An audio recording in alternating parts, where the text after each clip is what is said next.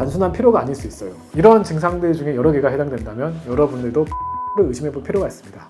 안녕하세요, 온케어 닥터 이찬영입니다. 요즘 많은 분들이 이런 고민을 하고 계십니다. 아침에 일어나기가 너무 힘들다, 하루 종일 무기력하다, 뭘 해도 의욕이 안 생긴다, 커피 없이는 하루를 시작할 수가 없다. 혹시 여러분도 이런 증상을 겪고 계신가요? 충분히 잤는데도 피곤하고 일어날 때마다 온몸이 무겁고 모든 일에 의욕이 떨어지는 그런 상태 말입니다. 사실 이런 증상들 단순한 피로나 게으름이 아닙니다. 우리 몸에 아주 중요한 두 시스템, 바로 자율신경계와 부신이 제대로 작동하지 않아서 생기는 문제일 수 있거든요. 오늘은 이 두 시스템이 어떻게 서로 연결되어 있는지, 그리고 부신피로라는 상태가 우리 몸에 어떤 영향을 미치는지, 무엇보다 어떻게 하면 이 문제를 해결해서 다시 활력을 되찾을 수 있는지에 대해 자세히 말씀드리겠습니다.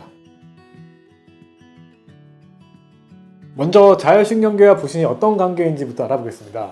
여러분, 우리 몸에서 스트레스를 관리하는 시스템이 두 개가 있다는 거 아시죠? 하나는 자율신경계, 또 하나는 부신이라는 기관입니다.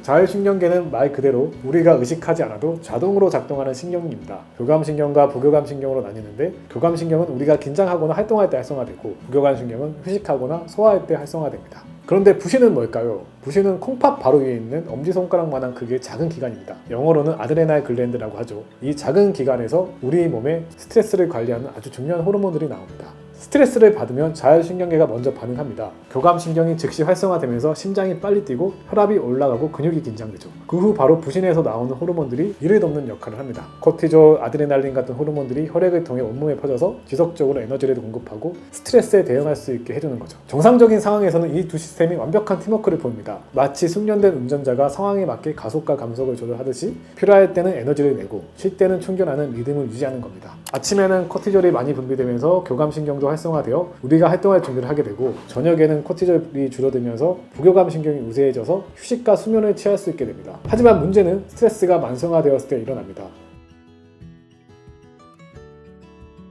스트레스를 한두 번 받는 건 문제가 없어요. 우리 몸이 충분히 처리할 수 있거든요. 하지만 스트레스가 몇 달, 몇 년씩 계속된다면 어떻게 될까요? 이걸 스마트폰 배터리에 비유해서 설명을 해드릴게요. 새 폰을 샀을 때는 하루 종일 써도 배터리가 괜찮잖아요. 하지만 몇 년 쓰다 보면은 배터리가 금세 닳아버리죠. 왜냐하면 계속 충전과 방전을 반복하면서 배터리 성능이 떨어지기 때문입니다. 부신도 마찬가지입니다. 스트레스를 받으면 부신에서 호르몬을 열심히 분비합니다. 하지만 만성적인 스트레스 때문에 계속 호르몬을 뿜어내다 보면은 결국에는 부신이 지쳐버려서 더 이상 호르몬을 제대로 만들 수 없는 상태가 되는 겁니다. 마치 배터리가 완전히 소모된 것처럼요. 이런 상태를 우리가 부신피로라고 부릅니다. 부신피로가 생기면 어떤 증상들이 나타날까요? 실제 환자분들이 호소하는 증상들을 중심으로 말씀드릴게요. 가장 대표적인 증상이 뒤바뀐 낮과 밤입니다. 정상적인 사람은 아침에 가장 활기차고 저녁으로 갈수록 에너지가 떨어져야 되는데, 부신피로가 있는 분들은 완전히 반대입니다. 아침에는 알람이 울려도 몸이 움직이지 않고 모래주머니를 매달고 있는 것처럼 무겁고 머리가 멍하고 기력이 전혀 나지 않습니다. 그래서 어쩔 수 없이 커피를 마셔야 하루를 시작할 수 있어요. 점심 먹고 나면 또 피곤해져서 또 커피나 달콤한 간식을 찾게 되고, 근데 희한하게도 퇴근 시간인 저녁 6시쯤 되면은 갑자기 기운이 살아나는 거죠. 오늘 괜찮네 하고 생각이 들 정도로. 하지만 또 밤 10시가 넘어가면 다시 급격히 에너지가 떨어집니다. 또 다른 특징적인 증상들을 살펴보면 혈당 조절에 문제가 생깁니다. 끼니를 조금만 걸으면 손이 떨리고 식은땀이 나고 어지러운 저혈당 증상이 쉽게 나타납니다. 감정 조절도 어려워지고 예전보다 쉽게 짜증이 나고 작은 일에도 과민하게 반응하게 됩니다. 성욕도 현저히 떨어지고 앉았다 일어날 때 어지러운 기립성 저혈압도 더 심해집니다. 무엇보다 전반적인 의욕과 집중력이 떨어집니다. 예전에는 즐겁게 했던 일들도 이제는 하기가 싫어지고 모든 것이 귀찮게 느껴져요. 이런 증상들 중에 여러 개가 해당된다면 여러분들도 부신피로를 의심해볼 필요가 있습니다.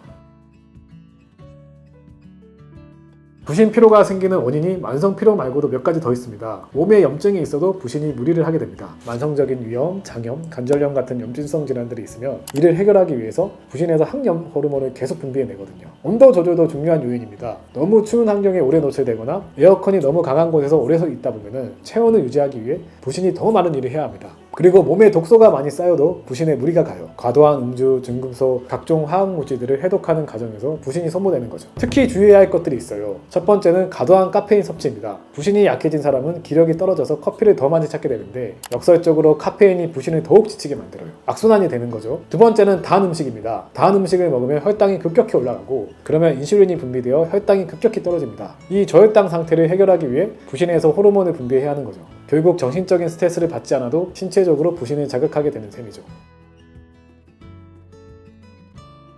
그렇다면 부신을 어떻게 회복할 수 있을까요? 가장 중요한 것은 충분한 휴식입니다. 부신이 지쳤다면 일단 쉬게 해줘야 합니다. 평소보다 더 많이 8시간 이상 잠을 자려고 노력을 해야 합니다. 불면증에 시달리는 분들은 제 채널의 불면증 영상을 꼭 보시길 바랍니다. 그 다음은 영양 공급입니다. 부신이 회복하려면 특별한 영양소들이 필요합니다. 가장 중요한 건 비타민C입니다. 부신은 비타민C를 엄청나게 많이 소모하는 기관이거든요. 그래서 신선한 과일과 채소를 통해 충분한 비타민C를 섭취해야 합니다. 수분 섭취도 신경을 써줘야 합니다. 하루에 충분한 양의 물을 마시되 찬물보다는 따뜻한 물이 좋습니다. 부신 기능이 떨어진 상태에서는 체온 유지가 어려우니까요. 그리고 이제 지나치게 부신 기능이 떨어지신 분들은 사실 병원에서 약물 치료를 병행하는 게 좋기 때문에 병원에서 검사해보시고 내 부신 기능이 지나치게 떨어져 있다. 그런 분들은 꼭 약물 치료를 병행해주는 게 좋습니다. 오늘 자율신경계와 부신의 관계 그리고 부신 필요에 대해 자세히 알아봤습니다. 중요한 것은 이 두 시스템이 서로 밀접하게 연결되어 있다는 겁니다. 부신이 건강해야 자율신경계도 안정이 되고 자율신경계가 안정되어야 부신도 제 기능을 할 수 있습니다. 만약 여러분이 설명드린 증상들이 여러 개 가지고 계신다면 단순한 피로가 아닐 수 있어요. 부신 피로를 의심해 보시고 오늘 말씀드린 방법들을 실천해 보시기 바랍니다. 오늘 영상이 도움이 되셨다면 좋아요와 구독 부탁드리고 궁금한 점이 있으면 댓글로 남겨주세요. 홈케어 닥터 이찬용이었습니다. 감사합니다.